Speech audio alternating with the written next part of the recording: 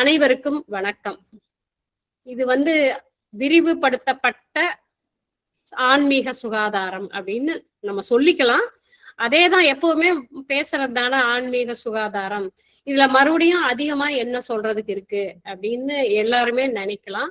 சில விஷயங்கள், ரொம்ப முக்கியமான விஷயங்கள், அடிப்படையான விஷயங்கள், அதை பத்தி நம்ம கொஞ்சம் இன்னைக்கு டிஸ்கஸ் பண்ணுவோம்.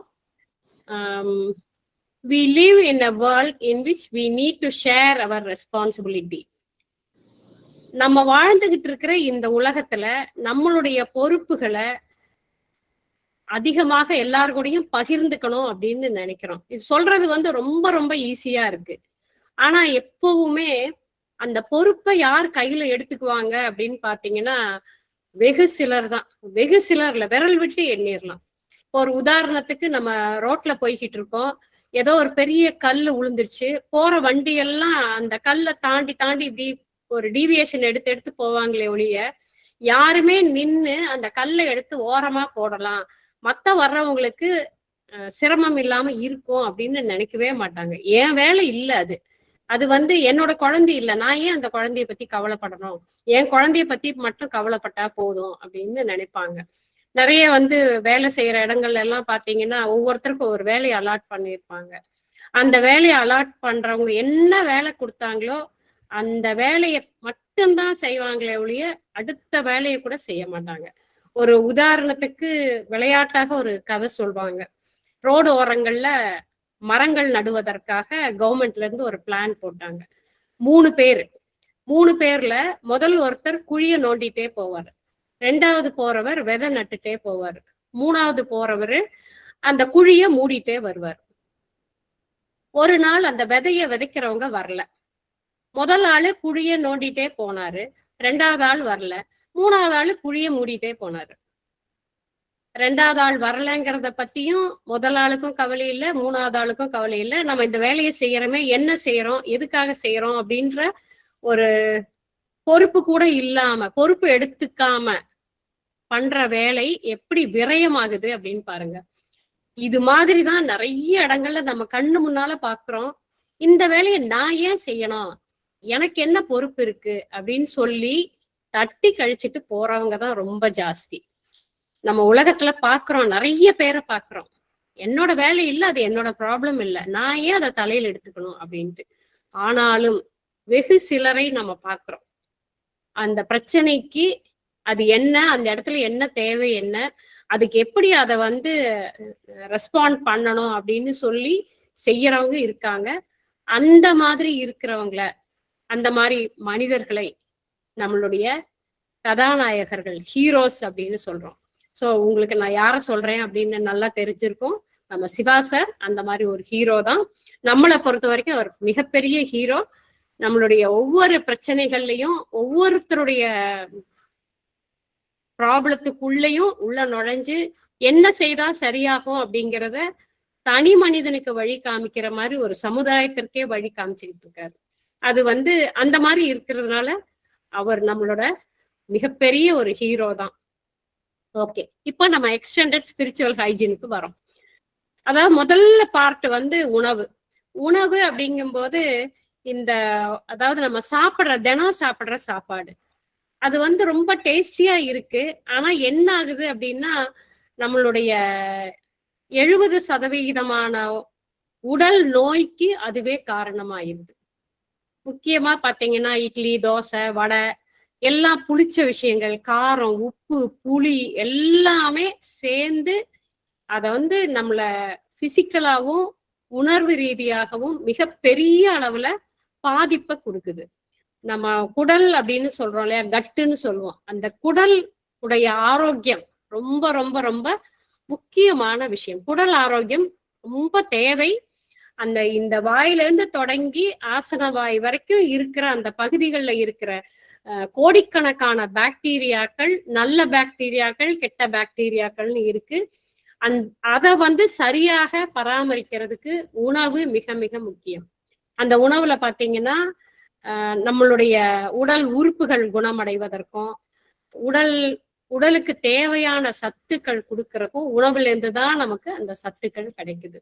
அது எப்படி நம்ம எந்த மாதிரியாக உணவாக இருந்தாலும் சக்திக்கோள் மூலமாக நம்ம ஹீல் பண்ணி அதை கரெக்ட் பண்ணி நம்ம சாப்பிட பழகணும்.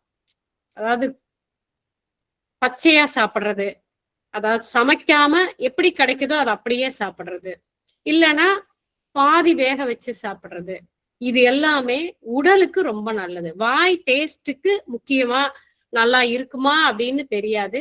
ஆனா கண்டிப்பாக நம்ம கட்டுன்னு சொல்றோம் இல்லைங்களா, குடல் குடல் குடல் உறுப்புகள் ஒவ்வொன்றும் அப்பாடா இதுதான் நான் எதிர்பார்த்தேன், எனக்கு இதுதான் ரொம்ப நல்லா இருக்கு, இப்ப எனக்கு உணவை செரிமானம் பண்றக்கும் என் உடம்புல இருக்கிற செல்களுக்கும் தேவையான உணவு எனக்கு கிடைக்குது அப்படிங்கிறது அந்த உடல் உறுப்புகள் நம்ம கிட்ட நன்றியோட நம்மை பாராட்டும், ரொம்ப நல்லா இருக்கு அப்படின்னு சொல்லிட்டு. உணவுங்கிறது ஆன்மீகம் சம்பந்தப்பட்ட ஒரு விஷயம். வாய் மட்டும் நம்ம டேஸ்ட் மட்டும் அப்படின்னு இல்லை. இது எப்படி அப்படின்னா, நம்ம உடல் உழைப்புக்கு உணவு முக்கியமான ஒரு எரிபொருள் அப்படின்னு சொல்லலாம். அந்த உணவு இருந்தாதான் உடல் அதை எரிச்சு உடலுக்கு தேவையான சத்து முழுவதையும் அது எடுத்துக்கும். இது எப்படி உடம்ப பாதுகாக்குது. ஆனா நம்மளுடைய தவறான உணவு பழக்கங்கள் அது என்ன பண்ணுது அப்படின்னாக்கா, தேவையில்லாத உணவு பழக்கங்கள் நம்மளுடைய ஆன்மீக வளர்ச்சியையும் தடை செய்து. அதாவது நம்ம ஆன்மீக வளர்ச்சி அப்படின்னு ஒண்ணு நிறைய பேர் நினைச்சுக்குவாங்க, நம்மளுடைய அசைவ மாமிச உணவுகள் சாப்பிட்றதுனால நமக்கு அந்த மாதிரி சொல்றாங்களா அப்படின்னு சொல்லிட்டு ரொம்ப ஒரு நிறைய பேருக்கு இருக்கு. அது மேல ஒரு விருப்பம் இருக்கு. அதை சாப்பிடாம இருக்க முடியல. அதுவும் இன்னைக்கெல்லாம் ஞாயிற்றுக்கிழமை மதிய நேரத்துல நிறைய ஒரு அந்த உணவுக்காக ரொம்ப ஏங்கி அதை சாப்பிடணும்னு சாப்பிடுவாங்க. இது எல்லாம் ஓரளவுக்கு அந்த நம்மளுடைய ஸ்பிரிச்சுவல் பாத் அப்படின்னு சொல்றேன், அந்த தெய்வீக சக்தியோடு நம்மை இணைப்பது கொஞ்சம் லேட் ஆகுது. கண்டிப்பாக அது தவறானது அப்படின்னு எங்கேயுமே சொல்ல முடியாது. உணவு பழக்கங்கள்ல அது ரொம்ப முக்கியமானது. நம்ம பச்சையா காய்கறிகள், பழங்கள் அது சாப்பிடும்போது அதுல இருந்து தரக்கூடிய அந்த ஸ்பிரிச்சுவல் எனர்ஜியை விட இந்த மாமிசங்கள், இந்த மாமிசம் மூலமாக கிடைக்கின்ற உணவுல ஸ்பிரிச்சுவல் ஆஸ்பெக்ட்ங்கிறது கம்மியா தான் இருக்கு. கொஞ்சம் நம்ம சொல்றோம் இல்லைங்களா, நம்மளுடைய ஆன்மீக ஏணியில ஏறுறதுக்கு அது கொஞ்சம் நம்மளை கீழே தள்ளுது. ஓகே, இது நம்ம ரெகுலரா ஃபுட் கிளாஸ்ல நம்ம பார்த்துக்கிட்டே தான் இருக்கோம். எந்த மாதிரி உணவை சாப்பிடணும், எப்படி சாப்பிடணும், எந்த மாதிரி இருக்குங்கிறத பத்தி எல்லாம் நம்ம நிறைய சொல்றோம். அடுத்தது நம்மளுடைய உணர்வுகள், எமோஷன். எமோஷன் எப்படி அப்படின்னா, நம்மளுடைய சக்தி உடலை தாண்டி உணர்வு உடல், ஆஸ்ட்ரல் பாடின்னு சொல்றோம். அங்கதான் நம்மளுடைய உணர்வுகள் தங்கி இருக்கு. இது என்ன பண்ணுது அப்படின்னா, எல்லாருக்குமே பிரச்சனை ஏற்படுத்துது. முக்கியமாக பெண்களுக்கு அந்த பிரச்சனை மிக அதிக அளவுல இருக்கு. சின்ன சின்ன விஷயங்கள் கூட உணர்வு ரீதியாக பெண்களை பாதிக்குது. வேலை செய்யற பெண்கள் எப்படி அப்படின்னா, அதாவது நம்மளுடைய திருமணம் அப்படிங்கிறதும் வேலைக்கு போறது அப்படிங்கிறதும் திருமண வாழ்க்கையோட இணைந்த குழந்தை வளர்ப்பு, கணவனை பராமரிக்கிறது, கணவன் வீட்டு அவங்கள பாத்துக்கிறது எல்லாமா சேர்ந்து இதை பேலன்ஸ் பண்றதுக்குள்ள நிறைய பெண்களுக்கு நிறைய விதமான ஒரு சிக்கல்கள் இருக்கு. இன்னைக்கு நடைமுறையில நிறைய பேரை பாக்குறோம். ஒவ்வொருத்தரும் ஒவ்வொரு விதமான ப்ராப்ளத்தோட நம்ம கிட்ட வர்றாங்க. அந்த ப்ராப்ளம் எல்லாம் எப்படின்னா, அந்த உணர்வுகளை அவங்களால கையாள முடியாம ரொம்ப கஷ்டப்படுறாங்க. அதை நம்ம எல்லா இடத்துலயுமே பாக்குறோம். இதுல பெண்களுக்கு மட்டும்தான் உணர்வு ரீதியாக பாதிப்பு இருக்கா அப்படின்னா, அவங்க அதிகமாக அதை உள்வாங்கிக்கிறாங்க. ஆண்களுக்கும் உணர்வு ரீதியான பிரச்சனைகள் இருக்கு. மைன்யூட்டா பார்க்கும்போது பாதிக்குது. இருந்தாலும் அதையும் தாண்டி அவங்க நான் ஒரு ஆண் பிள்ளை, இதுக்காக இந்த எமோஷன் எல்லாம் நான் எடுத்துக்க கூடாதுன்னு அதை தள்ளி விட்டுட்டு அவங்க கொஞ்சம் முயற்சி பண்ணி அதுல இருந்து வெளியில வர்றாங்க. ஆனா ரொம்ப அதாவது உணர்வு ரீதியாக பாதிக்கப்படுகின்ற பெண்கள் ரொம்ப ஜாஸ்தி. இதுல இந்த போட்டோ எல்லாம் சார் எப்படி பெண்கள் பலவீனமானவர்கள், இந்த சின்ன பொண்ணு 13, 14 வயசுல இருக்க பொன் குழந்தைகள் எல்லாம் வச்சு நமக்கு காமிக்கிறாரு இல்லைங்களா. நம்மளுடைய ஸ்பிளீன் ஆர்ம் டெஸ்ட், அந்த ஸ்பிளீன் எனர்ஜைஸ் பண்ணினோன்னு அந்த குட்டியூண்டு பொண்ணு அவ்வளோ வெயிட்டோட அவர் இருக்கிறவரை அது வந்து வெயிட் தாங்குது அப்படின்னா அந்த ஸ்பிளீன் வழியா கொடுக்குற பிராண சக்தி எந்த அளவுக்கு உடம்ப வந்து பலமுள்ளவங்களாக ஆக்குது அப்படின்னு பாருங்க. நமக்கு அந்த மாதிரி நம்ம ரொம்ப உணர்வு ரீதியாகவோ மன ரீதியாகவோ பாதிக்கப்படும் போது நம்மளுடைய ஸ்பிளீன் சக்கராவை ஹீல் பண்ணும்போது கண்டிப்பாக நமக்கும் அதே அளவுக்கு பலன் கிடைக்கும். இப்ப நமக்கு நல்லா தெரியும், நம்மளுடைய பெண்கள் அறிக்கை, நம்மளுடைய பாடல்கள், நிறைய பாட்டு வந்து நம்ம பீரியட் சாங்ஸ் அப்படின்னு சொல்லிட்டு நிறைய நம்ம காலையிலயும் மாலையிலயுமா நிறைய பாடல்களை ஒளிபரப்பிட்டு இருக்கோம். ரொம்ப அற்புதமான வரிகள். நமக்கு அந்த பாட்டை கேட்கும் போதெல்லாம் நம்ம எந்த அளவுக்கு நமக்கு ஒரு உற்சாகம் கிடைக்குது அப்படிங்கிறது தெரியுது. எல்லாத்தையும் தாண்டி பிங்க் வாண்டு, அந்த பிங்க் வாண்டு பெண்களுக்கு அவங்களுடைய எமோஷன்ஸை பேலன்ஸ் பண்றதுக்கும், அவங்களுடைய யூட்ரஸ் ப்ராப்ளம், அதுல வர்ற கட்டிகள், ஓவரிஸ் ப்ராப்ளம், பிரெஸ்ட்ல வர்ற கேன்சர் ப்ராப்ளம், நிறைய ப்ராப்ளத்துக்கு பிங்க் வாண்டும் விமன் அஃபர்மேஷனும் மிகப்பெரிய அளவுல உதவி செய்து அந்த எமோஷனல் ஃப்ரீடம் ஹீலிங்க்கு மிகப்பெரிய அளவுல அது பாதுகாப்பாக இருக்கு. இப்ப நம்ம காலையில தினமுமே 7:30 மணிக்கு எல்லா பீரியட்னால அஃபெக்ட் ஆகிற பெண்களுக்கெல்லாம் நம்ம வந்து ஹீலிங் கொடுத்துக்கிட்டு இருக்கோம். யாருன்னே தெரியாது, என்னன்னே தெரியாது, பட் நாங்க இதனால ரொம்ப நல்லா ஃபீல் பண்றோம் அப்படின்னு நிறைய பேர் சொல்றாங்க. நிறைய ஃபீட்பேக் நமக்கு வருது. பெண்களுடைய உணர்வு ரீதியாக அவங்கள பாதிக்கக்கூடிய விஷயங்களை நம்ம வந்து நிறைய இந்த பிவிஹெச் மூலமாக நம்ம தெளிவுபடுத்திட்டு வந்துட்டே இருக்கோம். எந்த அளவுக்கு அவங்க டீப்பா உள்ள போறாங்களோ அந்த அளவுக்கு அவங்களுக்கு எமோஷனல் ஃப்ரீடம் பெண்களுக்கு நிறைய கிடைக்குது. இந்த அதாவது எமோஷன்ஸ் ஸ்பிரிச்சுவலா இதுல எப்படி வருது அப்படின்னு பாத்தீங்கன்னா, நம்ம தினம் எமோஷனல் ஃப்ரீடம் ஹீலிங் அது எப்படி அந்த எமோஷனல் ஃப்ரீடம் ஹீலிங் பண்ணும்போது நம்ம வந்து முதல்ல அந்த என்ன மாதிரி நமக்கு எமோஷன் இருக்கோ அந்த எமோஷனை முதல்ல அக்செப்ட் பண்ணிக்கிறோம். நான் இந்த அதாவது இப்ப எனக்கு வேலைக்கு போறேன், இல்ல வீட்டுல இருக்கேன், குழந்தைங்க ரொம்ப பிரச்சனை பண்றாங்க, கணவர் வீட்டை சார்ந்தவங்க பிரச்சனை பண்றாங்க, இது என்ன எமோஷன் எந்த விதமான எமோஷனாக வேணுமாலும் இருக்கலாம். அந்த எமோஷனை நம்ம வந்து முதல்ல அக்செப்ட் பண்ணிக்கிறோம். ஆமா, எனக்கு வந்து இந்த பிரச்சனைகளால நான் ரொம்ப எமோஷன் ஆகிறேன், இந்த எமோஷனை நான் ஆழமாகவும் முழுமையாகவும் சுய நினைவுடனும் ஏற்றுக்கொள்கிறேன் அப்படின்னு சொல்லி முதல்ல நம்ம அதை அக்செப்ட் பண்ணிக்கிறோம். அக்செப்ட் பண்ணின பிறகு வேண்டித்த பக்கமா வச்சு இந்த தேவையில்லாத என்னுடைய உணர்வுகளை எரித்து பொசுக்கி நீக்கி விடுங்கள். 1 2 3 ஸ்டாப். 1 2 3 இதை நம்ம செய்யும் போது நம்ம கிட்ட இருக்கிற அந்த ஒரு அந்த எப்படி மன்னிப்பு படிச்சு மத்தவங்களை மன்னிக்கும் போது ஒரு ஃப்ரீடம் கிடைக்குதோ அதே மாதிரி உணர்வு ரீதியான பிரச்சனைகளுக்கு மிகப்பெரிய அளவுல நமக்கு பிவிஎஸ்னுடைய அஃபர்மேஷனும் எமோஷனல் ஃப்ரீடம் ஹீலிங்கும் மிகப்பெரிய அளவுல நமக்கு உதவி செய்து எந்த மாதிரி எமோஷன் மைன்யூட்டா நீங்க கண்டுபிடிச்சு சொன்னீங்கன்னா உடனடியாக விடுதலை தான், விடுதலை விடுதலை விடுதலை தான். அந்த மாதிரி அந்த ஃப்ரீடம் நமக்கு கிடைக்குது. ஏன்னா எமோஷன் எந்த அளவுக்கு உள்ள நம்மளை இழுத்துட்டு போகும் அப்படிங்கிறது வியாதி ரீதியாக பார்க்கும்போது அந்த உணர்வை கண்டுபிடிச்சு அந்த வியாதிக்கு ஒரு குணப்படுத்துற மாதிரி தான் நம்மளுடைய எமோஷனல் ஃப்ரீடம் ஹீலிங். இத வந்து ஒரு லேடி வந்தாங்க, ரொம்ப அழகா இருக்காங்க, நல்ல உயரமா, கலர், பெரிய பொட்டு வச்சு, எனக்கு அந்த ஃபேஸ் மட்டும் மறக்கவே இல்லை. அவங்க வந்து கணவருடைய உணர்வுகள் காரணமாக ரொம்ப இறுக்கமா இருந்தாங்க.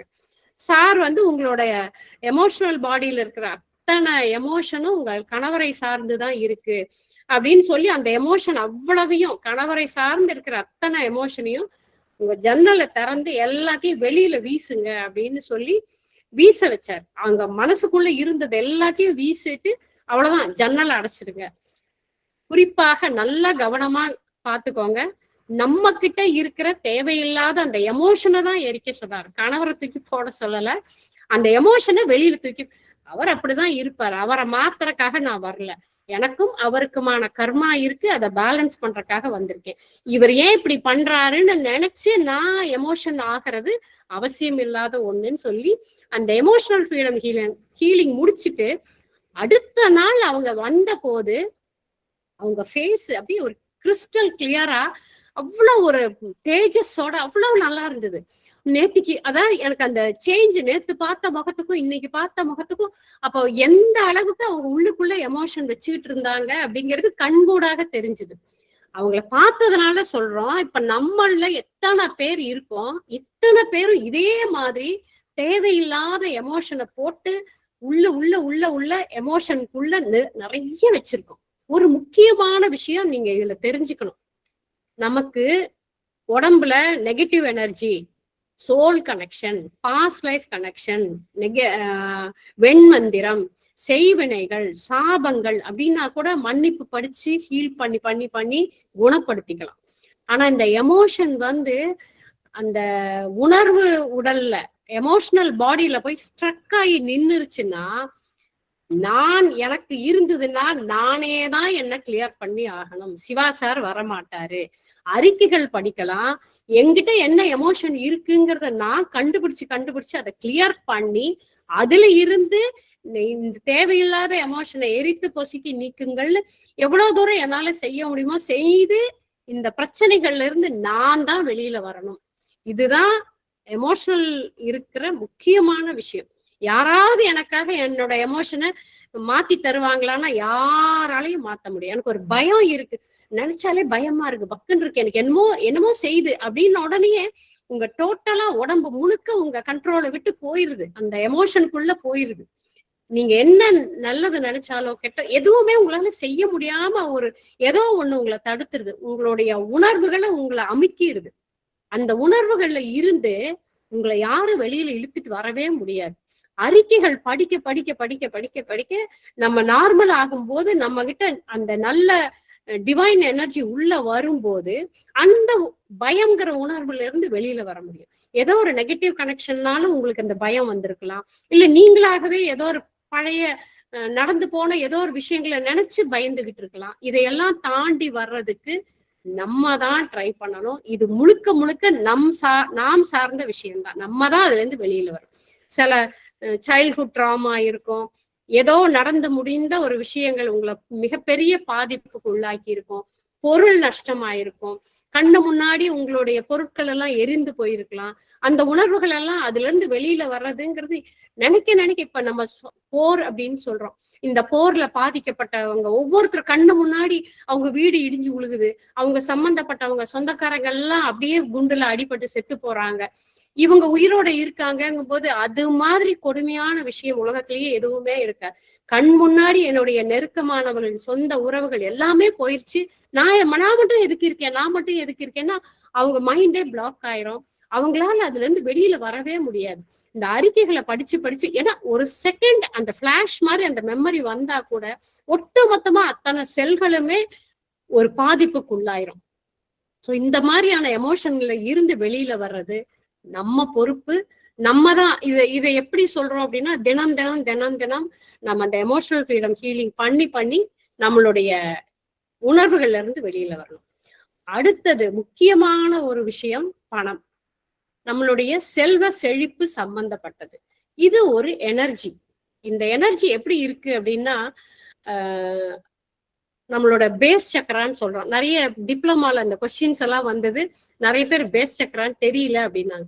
முன்னால மூலாதார சக்கரம் இருக்கு, முன்னால இருக்கிறது நம்ம செக்ஸ் சக்கரா, பால் உணர்வு உறுப்புன்னு சொல்றோம், பின்னால இருக்கிறது பேஸ் சக்கரான்னு சொல்றோம். இந்த பேஸ் சக்கரா தான் நம்மளுடைய செல்வ செழிப்புக்கான சக்கரம். இந்த சக்கரத்துல நம்ம எனர்ஜி நல்லா இருந்ததுன்னா பொருள் சம்பந்தமான பணம் சம்பந்தமான விஷயங்களை ஈர்க்கும். இந்த இடத்துல எனர்ஜி இல்லை அப்படின்னா பொருள் சம்பந்தமாகவோ அல்லது பணம் சம்பந்தமாகவோ எந்த எனர்ஜி அட்ராக்ட் பண்ணாதனால கையில காசு வந்த உடனே காணாம போயிடும். இப்போ ஒரு உதாரணத்துக்கு எடுத்துக்கிட்டீங்கன்னா, நம்மளோட இந்த முத்திரைன்னு சொல்லுவாங்க, சின் முத்திரைன்னு சொல்லுவாங்க. அதாவது ஆள்காட்டி விரலையும் இந்த கட்டை விரலையும் போடுறது. இது ஞானத்திற்கான முத்திரை அப்படின்னு சொல்லுவாங்க. ஞானம் வேண்டும் அப்படின்னு நினைக்கிறவங்க இந்த முத்திரையை போட்டுதான் உட்காந்து தியானம் பண்ணுவாங்க. அந்த தியானம் பண்ணும்போது என்ன ஆகும்னா, இந்த இடத்துல இருக்க சகசிராதாரம், இந்த சக்கரங்கள் ஓப்பன் ஆகி டிவைன் எனர்ஜியோட கனெக்ட் ஆகும். அப்ப முழுக்க போகும்போது பொருள் சார்ந்த பணம் சார்ந்த விஷயங்கள் நமக்கு ஈடுபாடு இருக்காது. அந்த பேஸ் சக்கராங்கிற எனர்ஜி வந்து வராது, 0 ஆயிரும். அப்ப என்ன ஆகும்? அருள் சம்பந்தமானது எல்லாமே கிடைக்கும். இப்ப உதாரணமாக சின்ன குழந்தைங்க இருக்காங்க அப்படிங்கும்போது அந்த சின்ன குழந்தைகளுக்கு படிப்பு வேணும். படிப்பு வேணுங்கும் போது கிட்டத்தட்ட அதுவும் தியானம் மாதிரிதான்.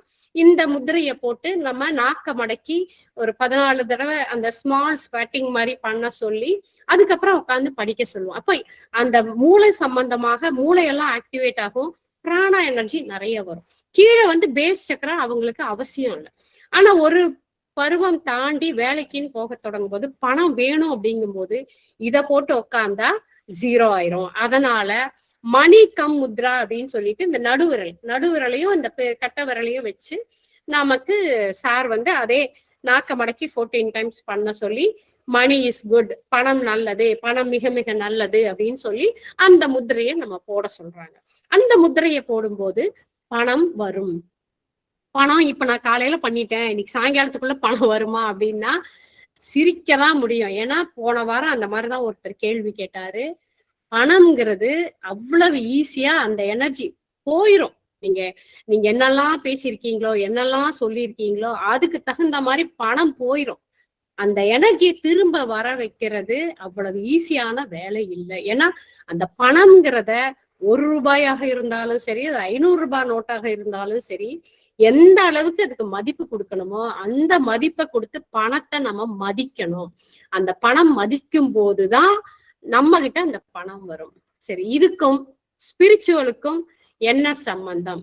ஏன்னா பிராணா வயலட் ஹீலிங் என்ன சொல்லுது அப்படின்னா, புவரஸ்ட் ஆஃப் த புவர், ஏழைகளும் ஏழைகளாக இருக்கிறவங்களுக்கு நம்ம அதை கொண்டு போய் சேர்த்தணும் அப்படின்னு நினைக்கிறோம். இங்க வந்து ரொம்ப ஏழையா இருக்கும், என்கிட்ட பணமே இல்லை அப்படின்னு சொல்றவங்கள வாங்க வாங்க வாங்கன்னு கூப்பிட்டு நம்ம அவங்களுக்கு எல்லாமே கொடுக்குறோம். ப்ராஸ்பரிட்டி எனர்ஜிய, பிளெஸிங்க கொடுக்குறோம், மணி அஃபர்மேஷனை கொடுக்குறோம். நேத்திக்கு ஒருத்தரை சார் வந்து லைவ்ல காமிச்சாரு. அங்க இருக்கிற ஒருத்தர் வந்து மணி போஸ்டர் அவரோட செலவுல அவர் அடிச்சு எல்லாருக்கும் கொடுக்குறாரு. எல்லாருக்கும் பணம் நிறைய வேணுங்கிறதுக்காக அவர் செலவுல அவர் வந்து எல்லாருக்கும் கொடுத்தாரு அப்படின்னு சொல்லிட்டு சார் அவரை ஹானர் பண்ணி பேக் எல்லாம் கொடுத்தாங்க.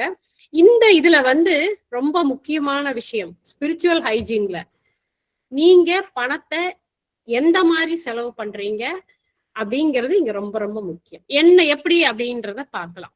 இப்போ மணி வந்து ஒரு ஸ்பிரிச்சுவல் எனர்ஜி. அதாவது 100% ஸ்பிரிச்சுவல் ஹைஜீன் வேணும் அப்படின்னாக்கா நமக்கு எப்பவுமே பணம் வேணும்.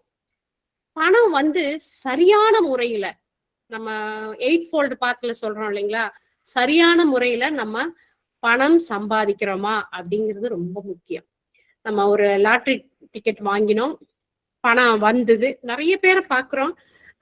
லாட்டரி டிக்கெட் மூலமாக வந்த பணம் என்ன பண்ணீங்க அப்படின்னு கேட்டா, பரவாயில்ல நிறைய பணம் வந்துருச்சு, நீங்க வந்து அத நல்லா செலவு பண்ணி உங்க வாழ்க்கை வசதிகளை பெருக்கி இருப்பீங்கன்னு நினைச்சா அது இங்க அங்கன்றதுக்குள்ள அந்த காசு எங்க போச்சுன்னே தெரியல, காணாமையே போயிடுச்சு நிறைய பேர் சொல்ல கேட்டிருக்கோம். அதுவே சரியான முறையில ரைட் வே அப்படின்னு சொல்றாரு. உங்களுடைய வாழ்வாதாரத்தை உருவாக்குவதற்கு நீங்க எந்த முறையில பணம் சம்பாதிக்கிறீங்களோ அது மிக மிக மிக மிக முக்கியம். நேர்மையான வழியில சம்பாதிக்கும் போது வியர்வை சிந்தி அப்படின்னு சொல்லுவாங்க, அந்த பணம் அந்த காசு நம்ம கிட்ட தங்கி நிற்கும். இன்னைக்கு ஒரு நாள் கூலி அப்படிங்கிறத டிசைட் பண்றது எது அப்படின்னு கேட்டீங்கன்னா ரொம்ப வேதனையான விஷயம். ஒரு லிக்கர் பாட்டில் என்ன விலையோ அதை விட ஒரு 200 ரூபாய் ஜாஸ்தி தான் ஒரு தினக்கூலி. இங்க யார்கிட்ட வேணா கேட்டு பாருங்க, லிக்கர் விலை ஏறிடுச்சுன்னா இங்க தினக்கூலி விலை ஏறிடு. அவ்வளவு பாடுபட்டு உழைச்சு சம்பாதிக்கிற பணத்தை கொண்டு போய் டாஸ்மாக் கடையில தான் கொடுத்துக்கிட்டு இருக்காங்க. எத்தனையோ பேர் உழைப்பாளிகள் பாருங்க, நேத்து தான் உழைப்பாளிகள் தினம் கொண்டாடினோம். அவ்வளவு சிரமப்பட்டு உழைச்சு அந்த பணத்தை எப்படி சேமிச்சு வைக்கணும், எந்த மாதிரி பண்ணணும் அப்படிங்கிறது ஒரு பெரிய ஸ்பிரிச்சுவல் ஹைஜீன் தான். பணம் சம்பாதிக்கிறது ரொம்ப முக்கியம். நம்ம பிவிஎச்ல சொல்ற மாதிரி ஏழைகளுக்கு உதவுவதற்காக அந்த பணத்தை கொடுங்க அப்படின்னு நிறைய இடங்கள்ல பணம் இல்லைங்கிறவங்களுக்கு ஃப்ரீயா கொடுக்குறாங்க. ஏன்னா ஒரு பணம் சம்பாதிக்கிறதுங்கிறது ஈஸியான வேலை இல்லை. பணம் சம்பாதிக்க தெரிஞ்சவங்க தான் பணத்தை முறையாக செலவு செய்வாங்க. யாரோ கொடுக்குற காசு அப்படிங்கும் போது அதுக்கு மதிப்பு இல்லாம ஏனோ தானோன்னு தேவையில்லாத பொருட்களை வாங்குறது, தேவையில்லாத செலவுகளை பண்றது, இது தேவையா, நமக்கு இது அவசியமா அப்படின்னு எண்ணி பார்க்காம செலவு செய்யறது எல்லாம் கூட உங்களோட ஸ்பிரிச்சுவல் ஹைஜீனை ஒரு அளவுக்கு கண்டிப்பாக இது பாதிக்கும். ஏன் அப்படி இதெல்லாம் சொல்றோம் அப்படின்னாக்கா, நம்மளுடைய அதாவது நம்மளுடைய ஸ்பிரிச்சுவல் பாத்துல நம்ம நம்ம செய்யற செயல்கள் எல்லாமே ஒவ்வொரு இடத்துலயும் கவுண்ட் ஆகுது. ஓகேங்களா? இப்போ karma balancing is also very important. Love the money energy, then money starts to come. When it starts to come, spend it in the right way. God shows you the way to serve poor people. Be cautious and don't fall in the trap. அதாவது பணம் அப்படிங்கிறது ஒரு சக்தி. அந்த சக்தியை நீங்க நேசிக்க தொடங்குங்க, ஆட்டோமேட்டிக்கா பணம் உங்களை நோக்கி வரும். இது வரும்போது சரியான முறையில நீங்க அதை செலவு பண்ணுங்க. கடவுள் உங்களுக்கு சரியான பாதையை காண்பிப்பாரு. யார் ஏழைகளாக இருக்காங்களோ அவங்களுக்கு உதவி செய்ய முயற்சி செய்யுங்க. நிறைய பேர் இதுல ஒரு சந்தேகம் எப்பவுமே கேக்குறாங்க, இன்னைக்கு வரைக்கும் கேட்டுட்டு இருக்காங்க. பணத்தால கஷ்டப்படுறாங்க, அவங்க கஷ்டப்படணுங்கிறது அவங்க கர்மாங்கும் போது நான் ஏன் பணம் கொடுத்து அவனோட கர்மாவை விலைக்கு வாங்கணும்னு கேக்குறாங்க. அப்படி இல்லை. பசியோட இருக்கவங்களுக்கு உணவளிப்பது அப்படிங்கிறது நாம் செய்யக்கூடிய ஒரு நல்ல கர்மா. ஆனா பசியே இல்லாதவங்களுக்கு நான் சாப்பாடு வாங்கி தர்றேன்னு போடுறது என்னுடைய பேட் கர்மா. இப்ப இன்னொன்னு பணம் செலவு பண்றோம், என்கிட்ட இருக்கு பணம், இதை நான் நல்ல வழியில செலவு பண்றேன் அப்படின்னு சொல்லி அந்த பணத்தை வேற விதமாக ஒரு 1 லட்சம் போட்டா எனக்கு 3 லட்சம் 2 வருஷத்துல கிடைச்சிரும் அப்படின்னு போட்டு அதுல ட்ராப் ஆகி நான் பணம் தர்றேன்னு வாங்கிட்டு நிறைய கதைகள். அதாவது நான் சொல்றதை விட இப்ப இந்த குரூப்ல இருக்கிற அத்தனை பேர்கிட்டயும் விதவிதமான கதைகள் நீங்க வச்சிருப்பீங்க. எந்த அளவுக்கு ஏமாற்றப்பட்டிருக்கோம், ஏமாறுறோம் அப்படிங்கிறது இதெல்லாம் ஒரு ஸ்பிரிச்சுவல் ஹைஜீன் தான். இதை சரியான முறையில கரெக்டா வச்சிருந்தீங்கன்னாலே அது உங்களுக்கு தெரியும். இப்ப எப்படி அப்படின்னா அதான் ஒரு நல்ல பசியோடு இருக்கவங்களுக்கு சாப்பாடு வாங்கி கொடுக்கணும். அதை விட்டுட்டு நீங்க ஃப்ரெண்ட்ஸ் எல்லாம் வாங்க இன்னைக்கு என் செலவு, ஏன்னா சாப்பாடு வாங்கி கொடுத்தா எனக்கு நல்ல கர்மா வரும் அப்படின்னு நினைச்சிட்டு ஃப்ரெண்ட்ஸை கூட்டிட்டு போய் அவங்களுக்கு வேணுங்கிற ஆடம்பர சாப்பாடை வாங்கி கொடுத்து அந்த காசை நான் கொடுத்தேன் அப்படின்னா, இல்ல சாப்பாடு தானே வாங்கி கொடுத்தா ஒரு நல்ல காரியம் தானே அப்படின்னு நம்ம நினைக்கலாம். ஆனால் அதனால உங்களுக்கு நல்ல கர்மா வருமா அப்படின்னாக்கா சாரி டு சே அப்படியெல்லாம் இல்லை. பசியோட இருக்கவங்க இங்க ரோட்ல பாருங்க, அப்படியே ஒருவேளை சாப்பாடு எனக்கு கிடைக்காதா அப்படின்னு ஏக்கத்துல போறவங்க இருப்பாங்க. அவங்க கிட்ட பணம் இருக்கும், ஆனா பணம் அதாவது உணவு வாங்க முடியாத சூழல்ல இருப்பாங்க. எங்கேயோ உணவு கிடைக்காம கூட இருக்கலாம். அந்த மாதிரி இருக்கவங்களுக்கு நீங்க கொண்டு போற சாப்பாடை கொடுங்க. ஒரு தடவை நான் அப்படி கொடுக்கும்போது நான் எல்லா பக்கமும் தேடிட்டே இருக்கேம்மா, நான் காசே வச்சிருக்கேன், எனக்கு சாப்பாடு கிடைக்காதான்ட்டு ஒரு 50 ரூபா கொடுக்குறாரு என்கிட்ட. இல்லைங்க நான் விற்கிறதுக்கு வரல, நான் சாப்பாடு கொடுக்கதான் வந்திருக்கேன், நீங்க சாப்பிடுங்கன்னு கையெடுத்து கும்பிட்டுட்டு போனார். என்னன்னா கையில காசை வச்சுட்டு சாப்பாடு தேடுறாரு, அவர் கிடைக்கல. நான் அப்ப என்ன நினைச்சேன்னா, கடவுள் இந்த பசியோடு இருக்கிறவரை எனக்கு காமிச்சு கொடுத்துருக்காரு, என்ன ஒரு கருவியாக மாற்றி அந்த உணவை அவர்கிட்ட கொடுக்க வச்சிருக்காரு அப்படின்னு. அப்ப இந்த மாதிரி பசியோட இருக்கிறவங்களுக்கு என்னோட உணவு கிடைக்கட்டும்னு நினைச்சு நீங்க உணவை கொடுங்க.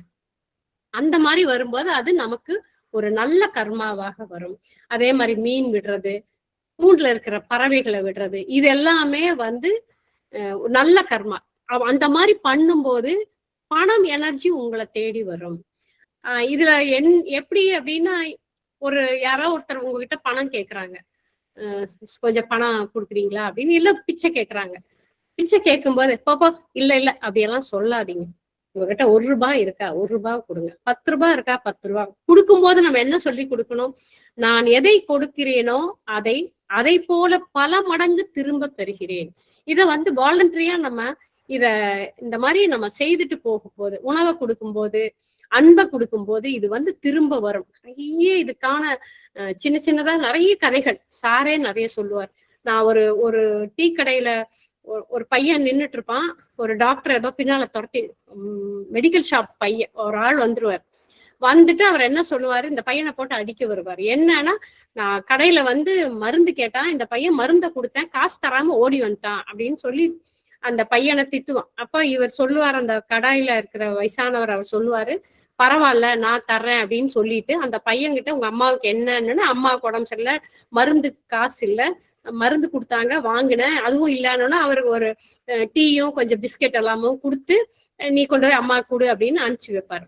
அதுக்கப்புறம் ரொம்ப நாள் கழிச்சு அந்த கடையை, அதாவது இந்த உதவி செய்தவருடைய கடையில அவர் நின்றுட்டு இருக்கும்போது அப்படியே கீழே விழுந்துருவாரு. அவரோட பொண்ணு அவங்கள ஹாஸ்பிட்டல் கொண்டு போய் ஹாஸ்பிட்டல்ல அட்மிட் பண்ணுவாங்க. அவங்களுக்கு உண்டான மருத்துவ செலவுக்கு அந்த கடையவே வித்தாதான் நடக்கும், அந்த மருத்துவ செலவு பண்ண முடியுங்கிற ஒரு இக்கட்டான சூழல்ல அந்த பொண்ணு ரொம்ப யோசிச்சுட்டு இருப்பாங்க. அடுத்த பில்லு வரும், அதுல நீங்க பே பண்ண வேண்டிய அமௌண்ட் 0 அப்படின்னு காமிக்கும். அந்த பொண்ணு ஆச்சரியமா யார் பே பண்ணாங்க, நான் பே பண்ணவே இல்லையே, என்கிட்ட காசே இல்லையே அப்படின்னு இந்த செலவுக்கான பணத்தை நீங்க 30 வருஷம் முன்னாடியே கொடுத்துட்டீங்க, அந்த பணம் தான் இன்னைக்கு உங்களுக்காக கட்டப்பட்டிருக்கு அப்படின்னு சொல்லி அந்த டாக்டர் பையன் சொல்லுவார். என்னைக்கு அம்மாவுக்கு உடம்பு சரியில்லைன்னு மருந்து எடுத்துட்டு வந்தானோ அந்த பையன் தான் இன்னைக்கு டாக்டரா அங்க உட்காந்துட்டு இருக்கான். ஏன்னா அவனுக்கு நல்ல ஞாபகம் இருக்கு, இந்த பெரியவர் தான் எனக்கு அன்னைக்கு அம்மாவுக்கு மருந்து வாங்குறதுக்கு உதவி செஞ்சவர். அவரை பார்த்தோன்னா அவன் தெரிஞ்சுக்கிட்டு அவ்வளவு செலவையும் நான் எடுத்துக்கிறேன் அப்படின்ட்டு பண்ணுவோம்.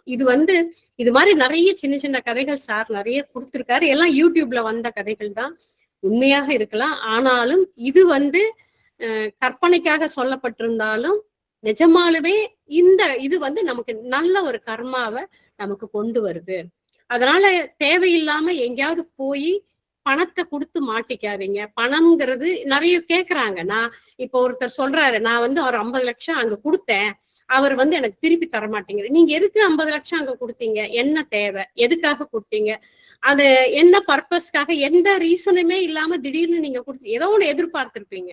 தவறான ஒரு பாதையில போயிட்டு எனக்கு அந்த பணம் வரல, நீங்க சொன்ன மாதிரி நான் ப்ராஸ்பரிட்டி பிளெஸிங் படிக்கிறேன், நீங்க சொன்ன மாதிரி நான் 4 பேருக்கு சாப்பாடு கொடுத்துட்டேன், நீங்க சொன்ன மாதிரி நான் எல்லாம் பண்ணிட்டேன் அப்படின்னாலும் நீங்க அந்த எனர்ஜியை திரும்ப வாங்குறதுக்கு ஒரு தவறை செஞ்சிட்டீங்கன்னா அந்த தவறை மீண்டும் சரி செய்து அந்த எனர்ஜி திரும்ப வர்றதுக்கு கொஞ்ச நாள் ஆகும். இதுவும் ஸ்பிரிச்சுவல் ஹைஜீன்ல முக்கியமான ஒரு விஷயம். இதெல்லாம் ஸ்பிரிச்சுவல் ஹைஜீனான்னு கேட்காதீங்க, இதுவெல்லாமும் ஸ்பிரிச்சுவல் ஹைஜீன் தான். அடுத்ததாக நம்ம பார்க்கறது பிசிக்கல் ஹெல்த், உடல் ஆரோக்கியம். இந்த உடல் ஆரோக்கியம் அப்படிங்கிறது நம்ம காலையில பெட் யோகால சொல்றோம், உடல் ஆரோக்கியம்ங்கிறது ரொம்ப முக்கியம். எனக்கு முட்டி வலிக்குதுங்க, நான் வேண்ட வச்சு ஹீல் பண்ணுங்க அப்படின்னா ஹீல் பண்ணலாம், கொஞ்ச நேரத்துக்கு நல்லா இருக்கும், அதுக்கப்புறம் மறுபடியும் வலி வரும்.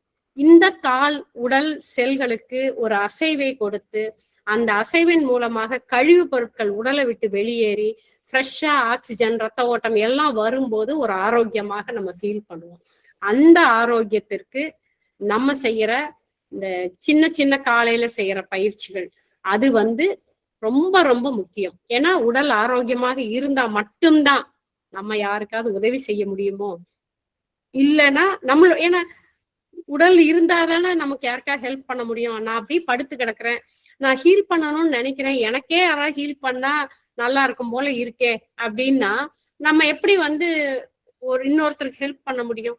ஸோ என்னுடைய ஆரோக்கியம் அப்படிங்கிறது சுயநலம் இல்லை. நான் காலையில எந்திரிச்சு எனக்கு வேணுங்கிற உடற்பயிற்சி, என்னுடைய உடலுக்கு தேவையான ஹீலிங் பண்றேன் அப்படின்னா இது சுயநலமாக இருந்தாலும் பொதுநலம். எப்படி பொதுநலம் ஆகுதுன்னா, இன்னொருத்தருடைய உதவியை நான் முதல்ல வாங்காம நான் இன்னொருத்தருக்கு உதவி செய்ய தயாராக இருக்கேன். ஸோ இது சுயநலம் கிடையாது, முழுக்க முழுக்க பொதுநலம். இப்படி ஒவ்வொருத்தருமே அவங்கவுங்களுடைய உடலை பாதுகாப்பாக நல்ல முறையில பார்த்துக்கிட்டாலே மிகப்பெரிய ஒரு குட் கர்மாவை நம்ம கிரியேட் பண்றோம் அப்படின்னு சொல்லி ஸ்பிரிச்சுவல் ஹைஜீன்ல அதுவும் முக்கியமான ஒரு விஷயம். இப்ப நம்ம பார்த்திருக்கோங்களே, இதெல்லாம் உங்களுக்கே தெரியும். சக்தி உடல், உணர்வு உடல், மன உடல், இந்த 3 உடல்கள் இருக்கு. இத 4ஆக பிரிக்கிறோம் அப்படிங்கும்போது சென்சிங்ல நம்ம சொல்றோம் இல்லைங்களா, எப்படியெல்லாம் இந்த 4 பாகமா 4 பாகத்திலையும் சென்சிங்ல கரெக்டா இருக்கு அப்படின்னா ஓகே, அதுக்கு ஹீலிங் தேவைப்படாது. அங்க இருந்து எனர்ஜி போகுது, ஒரு 5 அடிக்கு மேல போகுது அப்படின்னா அந்த இடத்துல ஏதோ ஒரு பிரச்சனை இருக்கு. இங்க இருக்கிற உடல்ல இருக்கிற பிராணசக்தி வெளியில போகுது, அதை மறுபடியும் சரி பண்றதுக்காக ஆறா கிளீன் பண்றோம், ஈடா பிங்களா பண்றோம். இந்த மாதிரியான விஷயங்களை நம்ம செய்யறோம். இதுவெல்லாம் உடல் ஆரோக்கியத்திற்கு முக்கியமான விஷயம். அதான் உணவு முக்கியமான விஷயம். நம்மளுடைய உடல் உறுப்புகளை ஹீல் பண்றது, இது எல்லாமே ரொம்ப ரொம்ப நம்மளுடைய உடல் ஆரோக்கியத்திற்கு தேவையாக இருக்கு. இந்த சமச்சீர் உணவு, சரிவிகித உணவு அப்படின்னு சொல்லுவாங்க. இதுல சார் திரும்ப திரும்ப நம்ம வெஜிடேரியன் அப்படின்னு சொல்லும் போது, நான் வெஜிடேரியன் தாங்க, நான் நான்வெஜ் சாப்பிட மாட்டேன் அப்படின்னு சொல்றவங்க என்ன பண்ணிடுறாங்கன்னா, அதிக அளவுல சத்துள்ள பொருட்களையும், நம்ம அரிசியை நிறைய கன்சியூம் பண்ணுவோம், மாவுச்சத்து பொருட்கள் அதை வந்து நிறைய எடுத்துக்க தொடங்கிடுவோம். நம்ம வெஜிடேரியன் ஃபுட்டு தான் சாப்பிட்றோங்க போது சாப்பிட்றதுக்கு காய்கறிகள் பழங்களை எல்லாம் கம்மி பண்ணிட்டு ரைஸ் நிறைய எடுத்துக்குவோம். இதுல இருக்கவங்க வெளிநாட்டுல படிக்கிறவங்களுக்கு எல்லாம் நம்ம வீட்டுல செய்யற மாதிரி செஞ்சு கொடுக்க முடியாதுங்கும் போது ஒரு பார்க்ல அது கூட ஓகே அப்படின்ட்டு நம்மளோட ஐயோ இது எடுக்கக்கூடாது அப்படின்னு நினைக்க வேண்டாம். நமக்கு அந்த மாதிரியான சமச்சீர் உணவுக்காக டேப்லெட் எடுத்துக்கிறதுனாலையும் தப்பு வராது. வாழ்க்கையை பற்றிய கண்ணோட்டம் அப்படின்னு சொல்லலாம். நிறைய இடங்கள்ல நம்ம அதை வந்து ஒரு நெகட்டிவா வச்சுக்கிட்டு இருக்கோம். அது வந்து நமக்கு ஒத்து வராது. எல்லாம் எந்த இயற்கையை பத்தி எடுத்துக்கலாம், எதுவாக இருந்தாலும் சரி, நம்ம இயற்கையை பார்க்கிற கண்ணோட்டம், நம்ம லைஃப பார்க்கிற கண்ணோட்டம் எல்லாமே இந்த பிறவியிலேயே நம்ம இது கத்துக்கல அப்படின்னா மீண்டும் மீண்டும் மீண்டும் பிறவி எடுத்து இதை கற்றுக்கொள்ள வேண்டிய அவசியம் வரும். வேற வழி இல்லை. அதனால நம்ம வந்து இந்த பிறவியிலே இத தெரிஞ்சுக்க முயற்சி பண்ணுவோம். நம்மளோட மைண்ட் செட் இப்படிதான். இது வந்து மென்டல் பாடியில வரும் மைண்ட் செட்டை வச்சிருக்கோம். இதுதான் என் மைண்ட் செட், அதை மாத்திக்க மாட்டேன் அப்படின்னு தயாரா அதையே சொல்லிட்டு இருப்பாங்க. அதை வந்து மாத்திக்கிறது ரொம்ப ரொம்ப அவசியமா இருக்கும். இன்னொரு பெண்கள் சீரியல் பாக்குறாங்க, ஆண்கள் மேட்ச்சு, கேம்ஸு, அவங்களுக்கு பிடிச்ச மாதிரி அடிக்ஷன் இருக்கிற வேற விஷயங்கள், இந்த மாதிரில அவங்களும் வேற மாதிரி பாக்குறாங்க. சோ அவங்க யாரையுமே விதிவிலக்கு இல்லை, பெண்கள் மட்டும்ங்கிறது இல்லை. இந்த மாதிரி தேவையில்லாத சீரியல் பாக்குறது, நம்மளோட ஃபுல் டைம் அதுல போட்டு வேஸ்ட் பண்றது, இதெல்லாம் இன்னைக்கு வந்து சமீபமாக நிறைய பேர் நமக்கு தெரிஞ்ச வட்டத்துல பிவிஎஸ்ல இருக்கவங்க இந்த டிவி சீரியல் அடிக்ஷன் இல்ல. உன்னையே ஒரு சினிமா பாக்குறது கூட தப்பு இல்லைன்னு சார் சொல்லுவார். ஏன்னா ஒரு சினிமா ஒரு 3 மணி நேரத்துல ஒரு கதையை சொல்றாங்க, ஒரு 3 மணி நேரத்துல அது முடிஞ்சிருது. ஒரு 2.5 ஹவர்ஸ்க்குள்ள அந்த கதை முடிஞ்சிருது. அந்த சினிமாவை பார்த்த கையோட நம்மளும் வெளியில வந்துடலாம். சீரியல் எல்லாம் அப்படி இல்லை. திங்கக்கிழமை தொடங்கி வெள்ளிக்கிழமை வரைக்கும் அப்படியே ஸ்டீரியோ டைப்ல ஒரே மாதிரி வரும். ஒன்னையே சொன்னதை அடுத்த சீன் அடுத்த விஷயத்துக்கு நகர்றதுக்கு 5 நிமிஷம் 10 நிமிஷம் ஆகும். அதை வந்து உருக்கமாக உட்கார்ந்து பார்த்து நிறைய நெகட்டிவான விஷயங்களை நமக்குள்ள, இன்னைக்கு லேடிஸ் அதுக்குள்ள நிறைய பேர் உள்ள நுழைஞ்சுக்கிட்டாங்க. அதே மாதிரி தேவையில்லாத புத்தகங்கள், தேவையில்லாத சத்தமான பாடல்கள், ஒரு ஒரு திகிலூட்டக்கூடிய படங்கள், இது எல்லாமே வந்து ஒரு நெகட்டிவா நம்மளை வந்து நம்மளுடைய லைஃப் டைமுக்கு அது ஒரு நெகட்டிவான விஷயங்களை நமக்குள்ள கொண்டு வந்து சேர்த்திருக்கு. நெகட்டிவான கனெக்ஷனை கொண்டு வருது. நிறைய பேர் டைம் பாஸ்க்காக யூடியூப் பார்ப்பாங்க. யூடியூப்ல யாரோ ஒருத்தர் ஒரு நல்ல விஷயத்த சொல்றாரு, சரி அவர் சொல்றாரே அப்படின்னு சொல்லிட்டு நீங்க பார்க்க தொடங்கும் போது ஆட்டோமேட்டிக்கா என்ன நடக்குது அப்படின்னா, அவங்க வழியாக ஒரு ஒயிட் மேஜிக் நல்ல விஷயம், ஒரு பிராணாயாமம் பத்தி சொல்றாரு, இல்ல ஏதோ ஒரு விஷயத்த சொல்றாரு. நீங்க ஒரு கண்டினியூஸா அவர் சொல்றத கேட்டு பாருங்க. ஒரு 4-5 நாள் கழியும் போது தலையை சுத்தி ஒரு பாரம், தலைவலி எல்லாமே வரும்.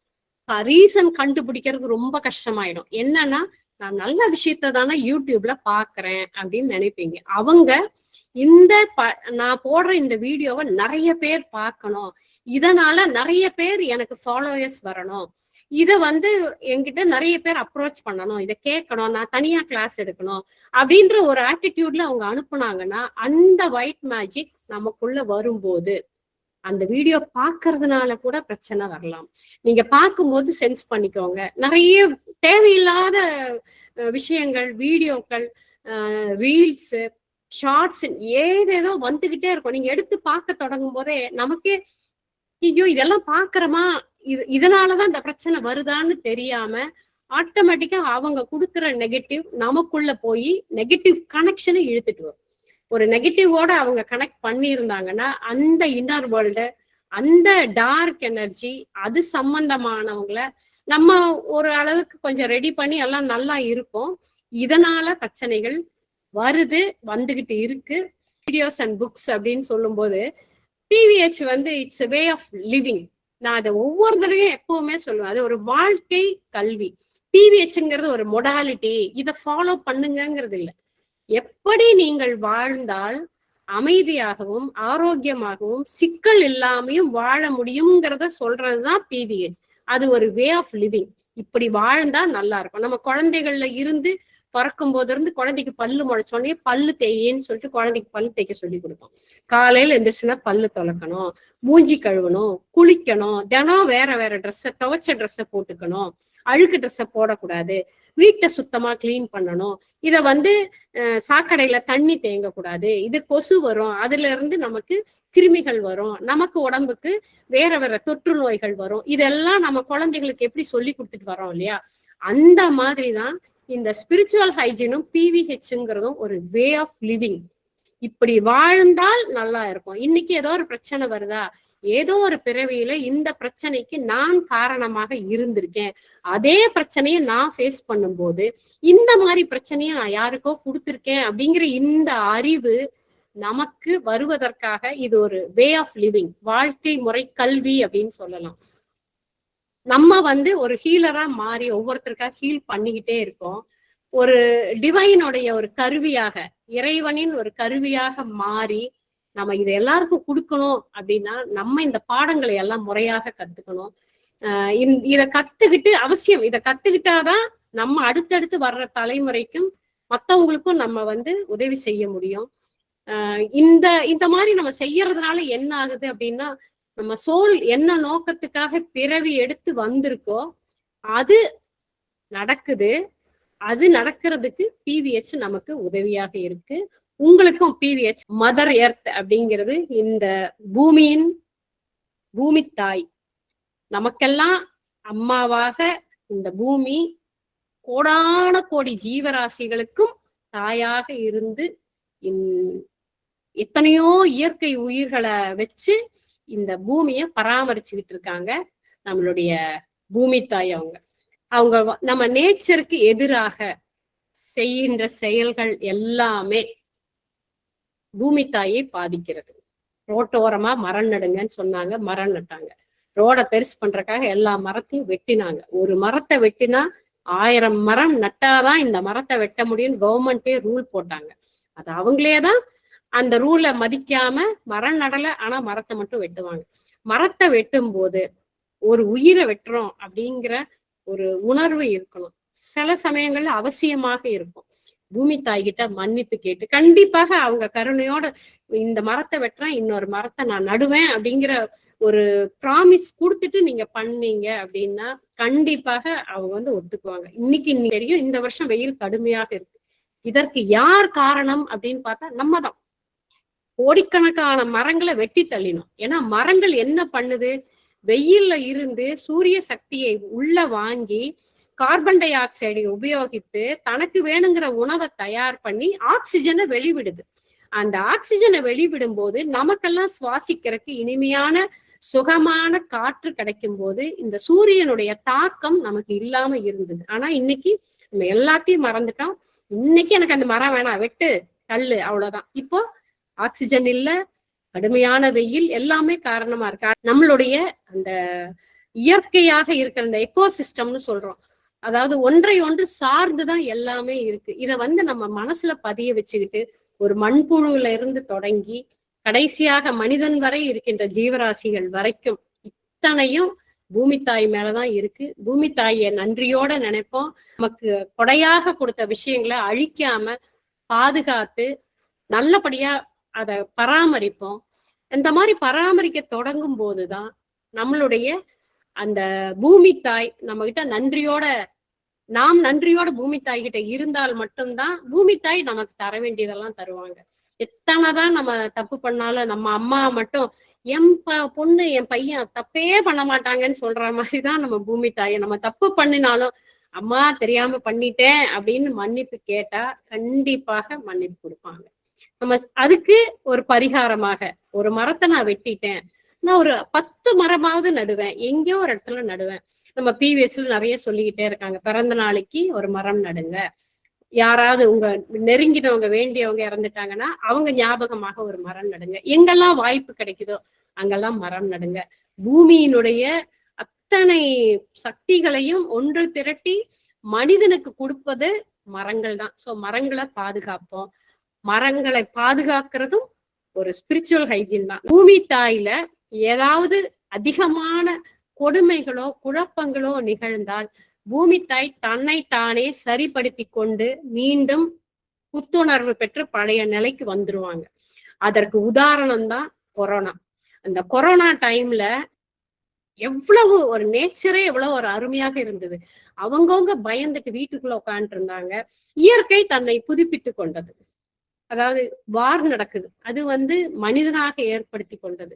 கடல் சீற்றங்களாகட்டும், எரிமலை கொந்தளிப்பாகட்டும், பூகம்பமாகட்டும், நீர் அதாவது சுனாமி மாதிரி வெள்ளப்பெருக்காகட்டும், இல்ல வறட்சி, நிலங்கள் சரியறது, இது எல்லாமே நிறைய பூமி தாய் தன்னைத்தானே புதுப்பித்துக் கொள்வதற்காக கொண்டு வரக்கூடிய விஷயங்கள். நிறைய விஷயங்கள் ஏன் இதெல்லாம் நடக்குது அப்படின்னா, நாம் செய்கின்ற அந்த அநியாயம். நம்ம இந்த பூமியை பாதுகாக்க நம்ம செய்யக்கூடிய ஒரே விஷயங்கள் மரம் நடுறது. ஒவ்வொரு இடத்துலயும் ஒரு மரம் அப்படிங்கிறது விருட்சம். அது நம்ம இல்லாம போகலாம், ஆனா அந்த மரம் இருக்கும். அந்த மரம் இருக்கும்போது அது நமக்கு நிறைய ஆக்சிஜனை கொடுக்குது, சுற்றுப்புறத்தை பராமரிக்குது, மழையை கொண்டு வருது. எவ்வளவு தூரம் உங்களால முடியுமோ மரங்களை நடுங்க. பிளாஸ்டிக் யூஸ் பண்றதை அவாய்ட் பண்ணுவோம். முடிஞ்ச வரைக்கும் ரீசைக்கிள் பண்ணுவோம். எங்க போனாலும் ஒரு வாட்டர் பாட்டில் தான் கிடைக்குது இல்ல அப்படின்னு வாட்டர் பாட்டில் வாங்கிட்டு தூக்கி வீசாதீங்க. கையோட உங்களுக்கு உண்டான தண்ணியை நீங்க எடுத்துட்டு போங்க. அப்ப அதிகமான அந்த பிளாஸ்டிக் யூசேஜ் கம்மியாகும். நேச்சரை மதிக்க கத்துக்குவோம். ஏன்னா நேச்சர்ல இருந்து தான் நமக்கு ஹீலிங் எனர்ஜி கிடைக்குது. இது எல்லாம் மதர் எர்த் நம்மளை பிளஸ் பண்ணுவாங்க. இந்த மாற்றம் நம்ம கிட்ட இருந்து தொடங்கும் போது அது நம்ம சுற்றுப்புற சூழலை முழுவதுமாக மாற்றும். இது செய்யறோம் இயற்கைக்கு. இப்ப நம்ம வார் நடக்குது, 3 கண்ட்ரி 4 கண்ட்ரினா 7-8 கண்ட்ரி சேர்ந்து வேர்ல்டு வார் லெவலுக்கு அது பெரிய லெவல்ல வந்ததை நம்ம ரெகுலரா டிவைன் ஃபயர் சொல்லி அதை சப்போர்ட் பண்ற டார்க் எனர்ஜி எல்லாம் நம்ம கிளியர் பண்ணிட்டு வந்துகிட்டே இருக்கோம். இன்னைக்கு வரைக்கும் நம்ம போட்டுட்டு போய்கிட்டே இருக்கு. இதெல்லாம் எதுக்கு அப்படின்னா, நம்மளுடைய அதாவது எல்லா சமயமுமே நம்ம என்வைரான்மெண்ட்டை நம்மளால மாத்த முடியுமானா முடியாது. ஆனால் நாம் சொல்ற டிவைன் ஃபயரும் நேச்சர் பிளெஸ்ஸிங்கும் கண்டிப்பாக அதை மாத்தும். அதை தான் நம்ம ஒவ்வொரு நாள் ஞாயிற்றுக்கிழமையும் அமாவாசை பௌர்ணமி நாட்கள்லயும் நம்ம பண்ணிக்கிட்டு இருக்கோம். இப்ப சுற்றி இருக்கிற இடம் ஐயோ அது மாறலையே, ஏன் இப்படி இருக்கு அப்படின்னு நினைச்சு அதோட எமோஷன் ஆகாதீங்க. ஓகே, ஏதோ ஒரு காரணம், யாரோ செய்த தவறு, இதனுடைய தவறை நம்ம இங்க பார்க்க வேண்டி இருக்கு. இதற்கு நீக்க என்னால முடியுமானா நான் நிறைய டிவைன் ஃபயர் சொல்றேன். இந்த இடத்த நான் பிளஸ் பண்றேன்.